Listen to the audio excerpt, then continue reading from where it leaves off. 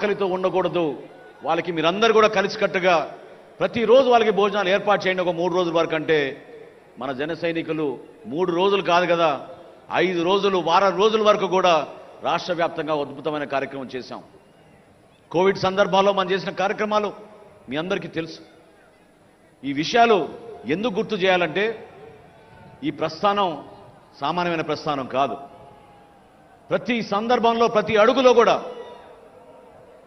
అనుమానాలు అవమానాలు ఎదుర్కొంటూ ఒక పట్టుదలతోటి ప్రజల కోసమే మనం వచ్చాం, రాష్ట్రం కోసమే మనం వచ్చాం, దేశం కోసం మనం పనిచేద్దాం అనే నినాదాలతో పవన్ కళ్యాణ్ గారు మనం నడిపించారు. రైతుల కోసం మండపేటలోనూ కాకినాడలోనూ ఆ రోజు దీక్షలు చేశాం.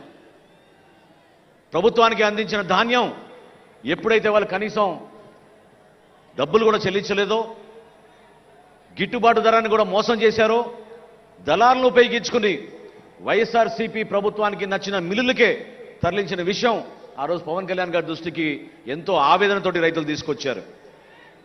ఈ రోజున గర్వంగా చెప్తున్నా నేను మీకు, పవన్ కళ్యాణ్ గారి స్ఫూర్తితోటి మన రాష్ట్ర ముఖ్యమంత్రి గారు చంద్రబాబు నాయుడు గారి ఒక పట్టుదలతోటి 5,42,000 మంది రైతుల దగ్గర నుంచి 33 లక్షల మెట్రిక్ టన్నుల ధాన్యం ఈరోజు ఆంధ్రప్రదేశ్లో కొనుగోలు చేశాం. కొనుగోలు చేయడమే కాదు, 24 గంటల్లోపే 7,800 కోట్ల రూపాయలు రైతుల ఖాతాలో మనం జమ చేశాం ఈ రోజున. అటువంటి ఆలోచన విధానం మన పార్టీలో ఉంది. ప్రజలు మనని నమ్మారు, ఆత్మవిశ్వాసంతో నమ్మారు, బలపరిచారు. జన సైనికులు ఎక్కడున్నా కూడా సొంత డబ్బుతోటి 2 లీటర్లు పెట్రోల్ కొట్టించుకుని జెండాలు కట్టుకుని ఈ విధంగానే ప్రతి సభకు వచ్చి 5 సంవత్సరాలు వై నాట్ 175 అనే మూర్ఖమైన నాయకులకి సరైన సమయం వచ్చినప్పుడు మీరు జవాబు చెప్పారు.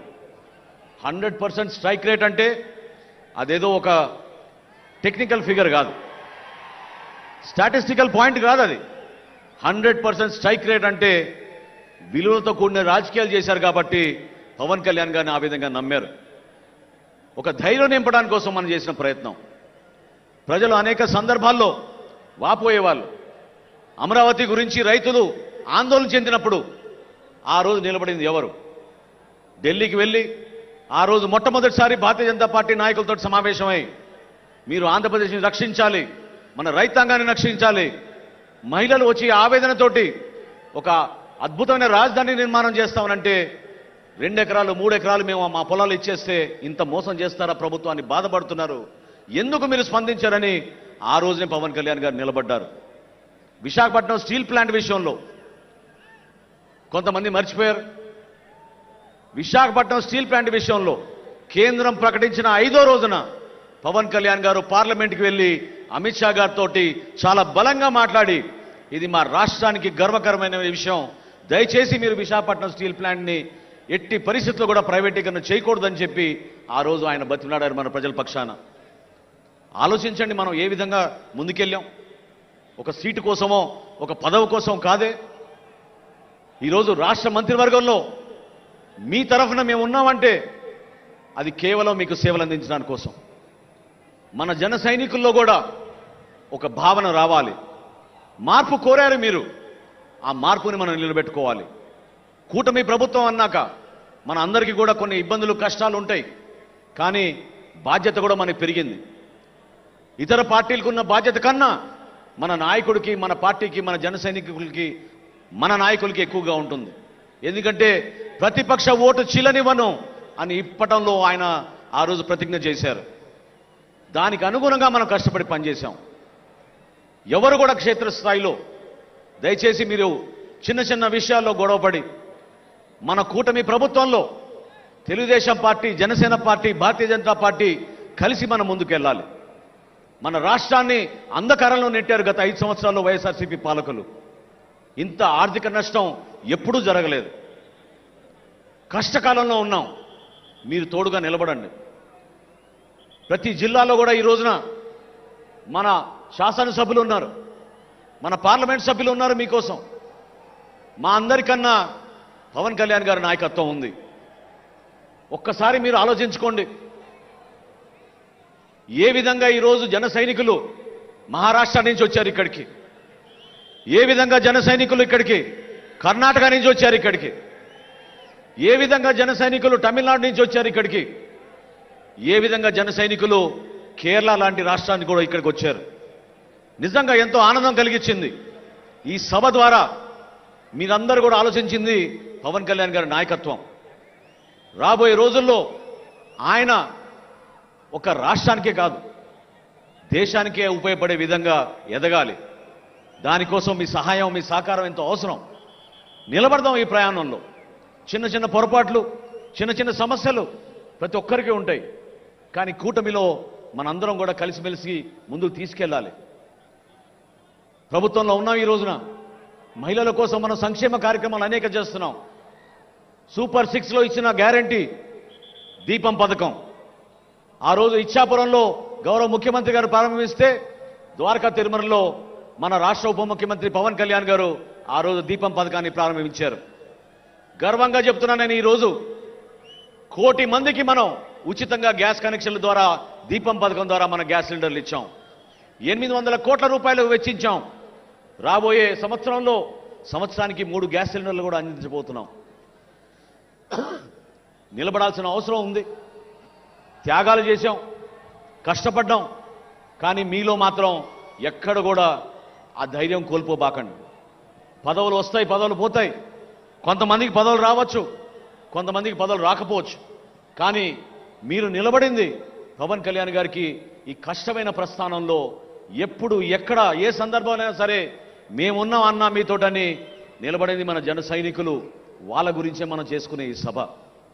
ఆలోచిద్దాం. రాబోయే రోజుల్లో ఒక చక్కటి ప్రణాళిక, పార్టీ నిర్మాణం చేసుకుందాం. ప్రభుత్వంలో మన భాగస్వాములుగా ఉన్నాం కాబట్టి ఏ కార్యక్రమం అయినా సరే ఇది మన సొంతం అని మీరు భావించుకోవాలి. నేను మరొక్కసారి కోరుతున్నాను ఈ వేదిక ద్వారా మన జన సైనికుల్ని, వీర మహిళల్ని మీరు దయచేసి ప్రభుత్వ అధికారులతోటి మీరు కలిసి పనిచేయండి. ఎవరైతే లబ్ధిదారులు ఉన్నారో ఆ లబ్ధిదారులు మీరు గుర్తించండి. వాళ్ళకి న్యాయం జరిగే విధంగా, వాళ్ళకి ప్రభుత్వ పథకాలు అందే విధంగా మీరు కూటమిలో మీరు ఆ బాధ్యత తీసుకోవాలి.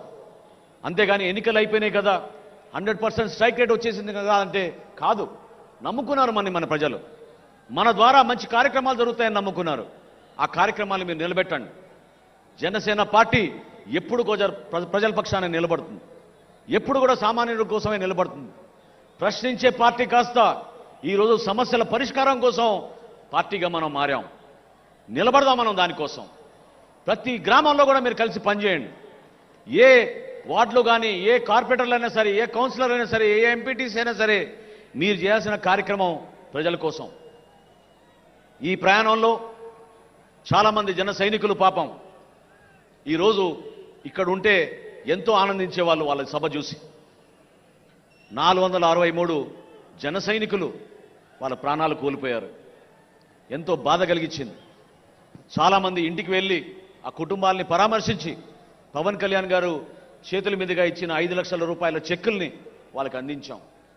ఆ 463 జన సైనికులకి మనం ఈ సభ ద్వారా వారి కుటుంబానికి ఒక భరోసా కల్పించే విధంగా, వాళ్ళ బిడ్డలకు ఒక మంచి భవిష్యత్తు ఉండే విధంగా మనందరం కూడా కలిసి ఉండాలి. వాళ్ళ ఆత్మకు శాంతి చేకూరాలని మనందరం కూడా ఈ సందర్భంగా ఆలోచించాలి. అదేవిధంగా పిఠాపురం ప్రజలకి, తూర్పుగోదావరి జిల్లా నాయకులకు మీరందరూ కూడా సహనంతో, సమన్వయంతో కలిసి మనం ముందుకెళ్ళాలి. ఇది ఒక బాధ్యత. మనం ఏ అడుగు వేసినా కూడా అది పవన్ కళ్యాణ్ గారి పైన పడుతుంది. నిలబడదాం, ప్రజల కోసమే నిలబడదాం. మనం చేసే ఏ కార్యక్రమం సరే నిజాయితీగా మన ప్రజల కోసం, మన రాష్ట్రం కోసం అనే ఆలోచనతో ముందుకెళ్దాం. ఎంతోమంది ఈ కార్యక్రమం విజయవంతం అవడానికి కోసం కృషి చేశారు. జయకేతనం అంటే మరొక్కసారి మనకు ఆ ధైర్యం నింపే విధంగా, మరొకసారి మనలో ఆ ఎనర్జీ నింపే విధంగా, జన సైనికుడు అంటే సామాన్యుడు కాదు. జన సైనికుడు అంటే ఒక గోల్డెన్ హార్ట్ ఉన్న వ్యక్తి, పెద్ద మనసున్న వ్యక్తి, అవమానాలను కూడా అధిగమించి పవన్ కళ్యాణ్ గారితో నడిచిన వ్యక్తి. అటువంటి వ్యక్తుల్ని మన అందరం కూడా ఈ సందర్భంగా గౌరవించుకుంటూ ఈ సభ నిర్వహణలో